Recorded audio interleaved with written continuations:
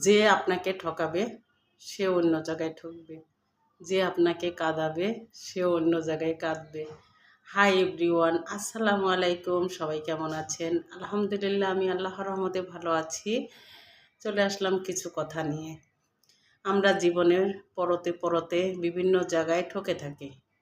অনেকে ইচ্ছে করে আমাদের ঠকায়, অনিচ্ছায় ঠকায়, কিন্তু যারা আমাদের ইচ্ছা করে ঠকায় সে অন্য জায়গায় ঠকে। আমরা জীবনে বহু কান্না করি, আত্মীয় স্বজন, কাছের মানুষ অনেকেই আমাদের কান্না করায়, কিন্তু যে আমাদের কান্না করায় সে অন্য জায়গায় ঠিকই কান্না করে। প্রকৃতির নিয়মে প্রতিশোধ হয়ে যায়, প্রতিশোধ হবেই, এটা নিশ্চিত। এই জায়গা হোক ওই জায়গায় হোক, হয়েই যাবে। ঠকে গেলে নিশ্চুপ হয়ে যান। যে আপনাকে কাঁদাবে সেও কাঁদবে, এজন্য নিশ্চুপ হয়ে যান। প্রতিশোধ নেওয়ার দরকার নেই, প্রতিশোধ প্রকৃতির নিয়মে হয়ে যাবে। কেননা প্রকৃতি কখনোই বেমানি করে না, আল্লাহর তরফ থেকে এগুলো হয়ে যায়।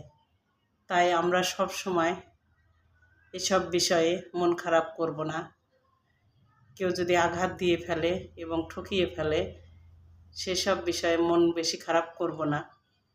মন খারাপ হয় না যে তা বলবো না, হ্যাঁ মন খারাপ হয়, অনেকেই আমরা ভেঙে চুরে পড়ি, কিন্তু অতটা ভেঙে চুরে পড়বো না। মনকে শক্ত করব, মনকে শক্ত করে সতেজ করে অন্যদিকে উৎসাহিত হয়ে কাজের প্রতি মনোযোগী হব।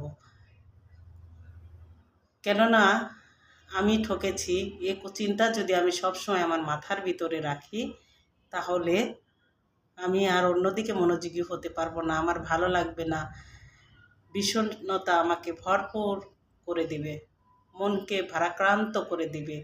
এই ভারাক্রান্ত মন আমরা চাই না, আমরা চাই হাসি খুশি উৎফুল্ল মন। আমরা চাই কাজে মাঝে আমরা হাসি খুশি থাকি, কাজ করলে মন ভালো থাকে, অনেক কিছু থেকেই আমরা বিরত থাকতে পারি। তাই আমরা কাজকে ভালোবাসবো এবং চেষ্টা করব আশেপাশে কাউকে যেন আমরা না ঠকাই এবং না কাঁদাই। কথার আঘাত অনেক বড় আঘাত, এই আঘাত একবার যে পাবে সে মন থেকে অনেক বড় ধরনের একটা অভিশাপ দিবে। আমরা আর এই অভিশাপ পেতে চাই না, আমরা চাই ভালো থাকতে, নিজেকে ভালো রাখতে। তাই সবসময় আমি একটা কথাই বলি, নিজে ভালো থাকুন, অন্যকে ভালো রাখুন, মনকে উৎফুল্ল রাখুন, কাজের প্রতি মনোযোগী হন। কাজ আপনাকে বহুদূর এগিয়ে নিয়ে যাবে। আপনি জীবনে কিছু না করতে পারলেও কাজ আপনাকে একদিন না একদিন একটা কিছু সফলতা এনে দেবে। আশা রাখি আমার ভিডিওটা আপনাদের অবশ্যই ভালো লাগবে। গুরুত্বপূর্ণ কথাগুলো।